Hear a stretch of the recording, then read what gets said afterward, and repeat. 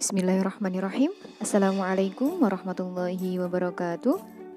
Bagaimana kabar anak-anak hari ini? Semoga semua sehat dan tetap semangat belajar ya. Alhamdulillah hari ini jumpa lagi dengan Bu Nova di pelajaran Al-Quran Hadis kelas 7.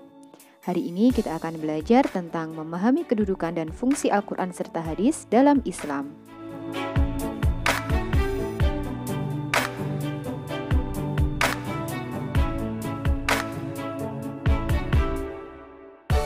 Anak-anak, sebagai khalifah di muka bumi, manusia memiliki banyak tugas kewajiban yang harus dilaksanakan. Dalam pelaksanaannya, tentu manusia membutuhkan pegangan atau pedoman. Allah Subhanahu wa Ta'ala telah menurunkan pedoman utama bagi manusia, yaitu Kitab Al-Quran. Selain itu, Nabi Muhammad juga meninggalkan warisan sebagai sumber rujukan kedua setelah Al-Quran, yaitu hadis. Dari segi bahasa, Al-Quran merupakan bentuk masdar dari kata kerja qara'a yaqra'u Qur'anan, yang artinya adalah bacaan atau sesuatu yang dibaca berulang-ulang. Sedangkan menurut istilah, Al-Quran berarti kitab suci umat Islam yang berisi firman Allah Subhanahu wa Ta'ala dan diturunkan kepada Nabi Muhammad SAW melalui perantara malaikat Jibril serta membacanya bernilai ibadah. Pengertian tersebut sesuai dengan firman Allah dalam Quran surat Yasin ayat 2-5. A'udzu billahi minasyaitonir rajim. Bismillahirrahmanirrahim. Wal Qur'anil Hakim. Innaka laminal mursalin ala siratim mustaqim. Tanzilal azizir rahim. Yang artinya, demi Al-Quran yang penuh hikmah, sungguh engkau Muhammad adalah salah seorang dari rasul-rasul yang berada di atas jalan yang lurus, sebagai wahyu yang diturunkan oleh Allah yang Maha Perkasa, Maha Penyayang. Allah juga berfirman dalam surat Asy-Syu'ara ayat 192 sampai dengan 193. A'udzu billahi minasyaitonir rajim. Bismillahirrahmanirrahim. Wa innahu latanzilu rabbil alamin. Nazala bihir ruhul amin. Yang artinya, dan sungguh Al-Quran ini benar-benar diturunkan oleh Tuhan seluruh alam, yang dibawa turun oleh Ar-Ruhul Amin, malaikat Jibril. Berikutnya adalah hadis. Hadis berasal dari bahasa Arab yang berarti baru, mudah, cerita, berita, dan riwayat yang bersumber dari Nabi Muhammad SAW. Sedangkan menurut istilah, hadis adalah segala perkataan atau sabda, perbuatan, dan ketetapan lainnya atau takrir yang disandarkan kepada Nabi Muhammad SAW.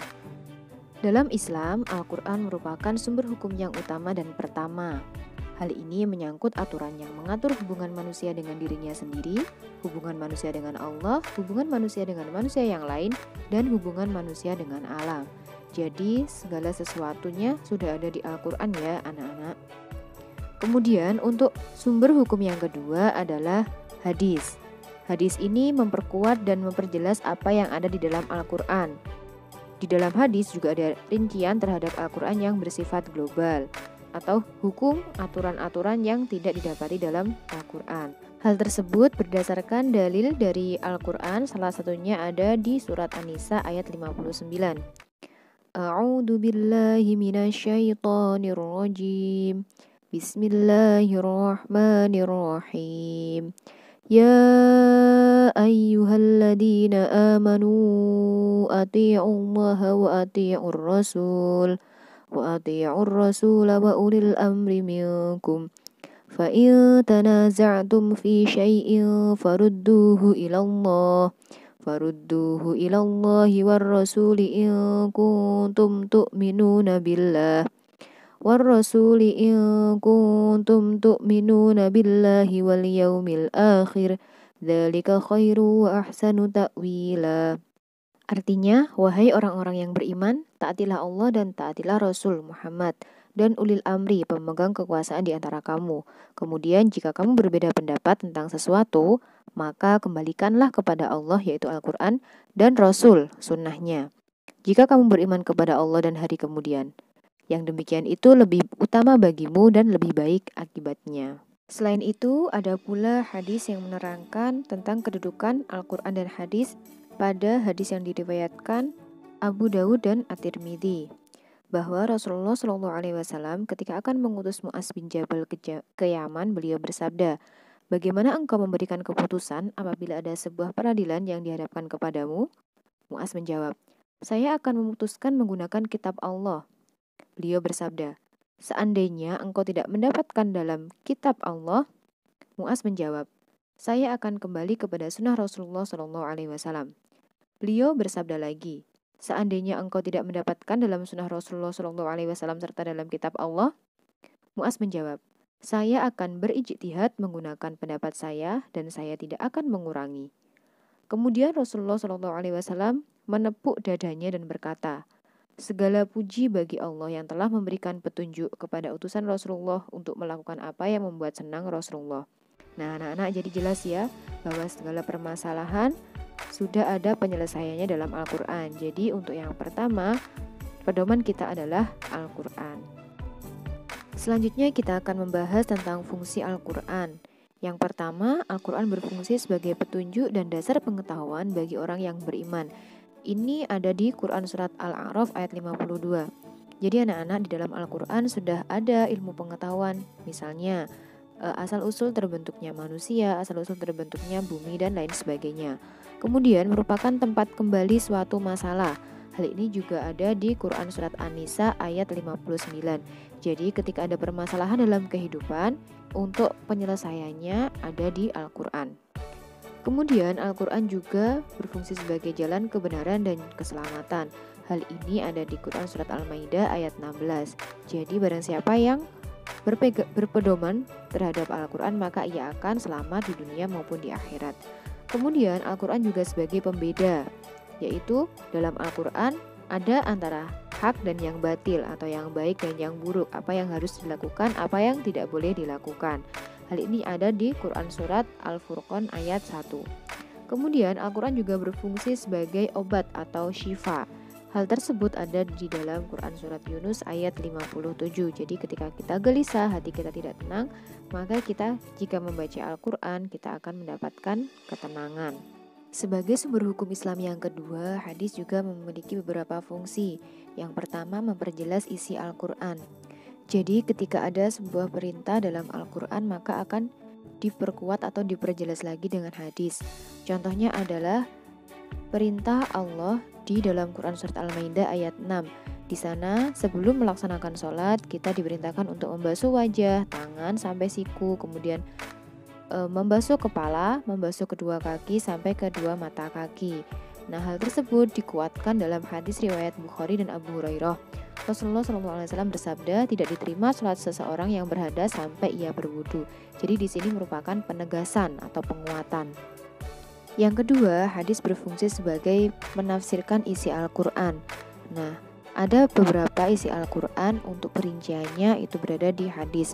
Contohnya adalah Quran Surat Al-Maidah ayat 38. Pada ayat tersebut Allah memerintahkan hukuman bagi seorang pencuri dengan memotong tangannya. Ayat itu masih bersifat umum. Kemudian Nabi SAW memberikan batasan bahwa yang dipotong dari pergelangan tangan. Yang ketiga, hadis berfungsi untuk memberi kepastian hukum Islam yang tidak ada dalam Al-Quran. Biasanya Al-Quran hanya menerangkan pokok-pokoknya saja. Contohnya mengenai zakat fitrah. Dalam hadis riwayat Muslim itu dijelaskan Rasulullah SAW mewajibkan zakat fitrah kepada umat Islam pada bulan Ramadan. Kemudian besarnya 1 syok kurma atau gandum untuk setiap orang, baik orang tersebut merdeka atau orang bebas yang bukan budak atau dia budak, laki-laki dan juga perempuan. Jadi pada ayat Al-Quran hanya dijelaskan untuk perintah mengeluarkan zakat fitrah, kemudian untuk perinciannya atau syarat-syarat zakat fitrahnya ada pada hadis. Berikutnya kita akan membahas tentang cara memfungsikan Al-Quran dan hadis dalam kehidupan. Yang pertama, menjadikan Al-Quran dan hadis sebagai pedoman dalam kehidupan pribadi. Nah, Bu Nova ambil contoh peran sebagai seorang pelajar. Nah, di sini kita sebagai pelajar harus memiliki keyakinan dan semangat pantang menyerah untuk mencapai cita-cita di dunia yang bertujuan pada kebaikan, dan tak kalah penting adalah kepentingan akhirat. Kemudian, belajar dengan rajin dan tekun dalam mempelajari Al-Quran dan hadis.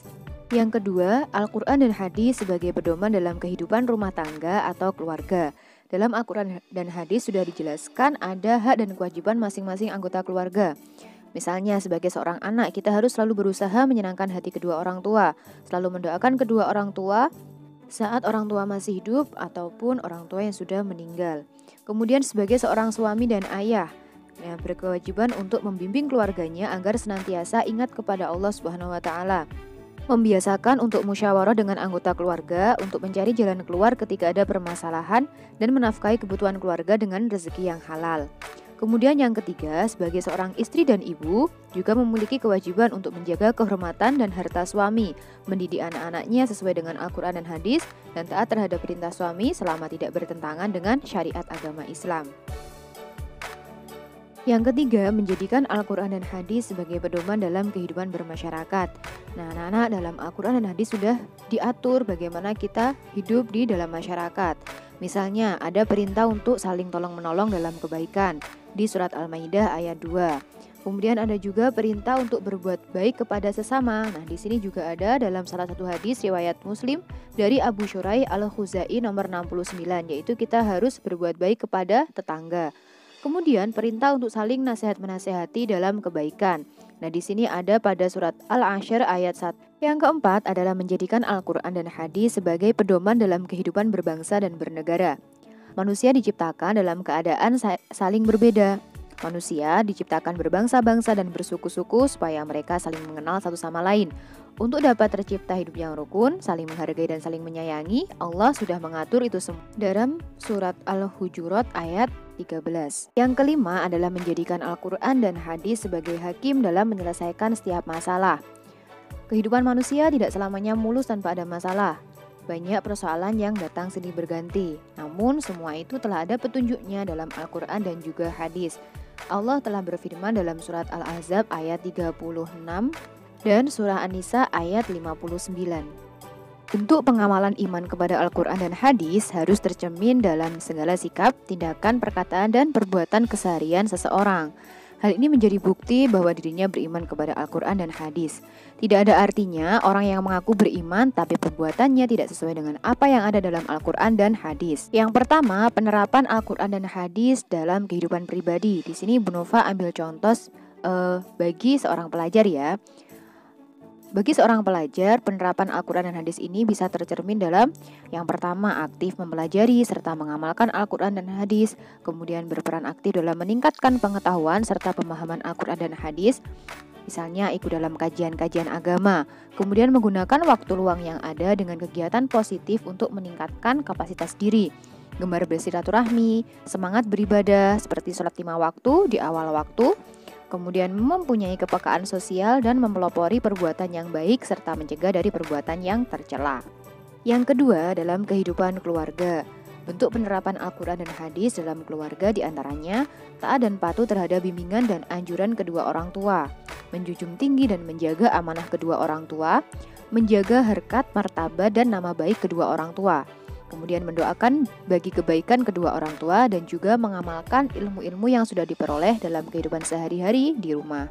Yang ketiga, kehidupan bermasyarakat. Nah, bentuk penerapan Al-Quran dan hadis dalam kehidupan bermasyarakat antara lain ikut berperan aktif dalam kegiatan kemasyarakatan selama itu tidak melanggar norma-norma agama, menjaga diri dari perilaku yang dapat menimbulkan keresahan dalam masyarakat, baik ucapan, perbuatan, maupun tingkah laku, menjaga kerukunan dan gemar menolong, rela berkorban demi terwujudnya kehidupan masyarakat yang harmonis. Selanjutnya yang keempat, dalam kehidupan berbangsa dan bernegara. Nah, upaya untuk menerapkan Al-Quran dan hadis diantaranya adalah melaksanakan segala peraturan yang telah ditetapkan oleh pemerintah dengan tunduk patuh dan menghormatinya, menjunjung tinggi harkat dan martabat bangsa dan negara, ikut aktif dalam membangun bangsa dan negara sesuai kemampuan masing-masing, bersama-sama turun dalam menciptakan kelestarian lingkungan dan senantiasa mencari jalan terbaik dengan mengedepankan musyawarah jika terjadi masalah.